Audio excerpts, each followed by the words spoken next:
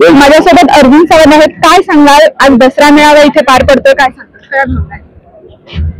वंदनीय हिंदू हृदय सम्राट शिवसेना प्रमुख श्रीमान बाळासाहेब ठाकरे यांच्या पावन स्पर्शाने विचारानं पावन झालेले छत्रपती शिवाजी मैदान आहे.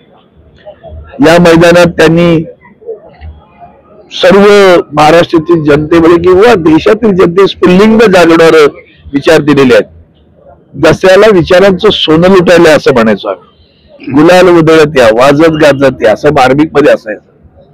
आणि आज वेगळ्या परिस्थितीत खास करून म्हणजे सामाजिक, राजकीय, आर्थिक सगळी संकट आहेत.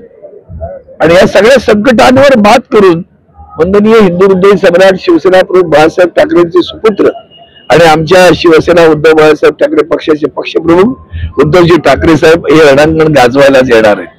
आणि महाराष्ट्राला एक वेगळी दिशा देण्याची गरज आहे. अखंड महाराष्ट्र भ्रष्टाचारात बुडालेला आहे. म्हणून मी माझं एक टॅगलाईन गेली ती मध्यंतरी की नवरात्रोत्सवात आम्ही आरत्या गातो आणि त्या टॅगलाईन मध्ये असं होतं, प्रसन्न वदने प्रसन्न होसी निजदासा, क्लेशापासून सोडी महाराष्ट्र देशा. तो महाराष्ट्र क्लेशात आहे, सध्या अनेक क्लेश आहेत. आणि आज तर आमचा मराठवाडा पाण्यात बुडालेला आहे. अशा अवस्थेमध्ये तिथं गरज असताना ते वाट पाहत आहेत सरकारची मदतीची.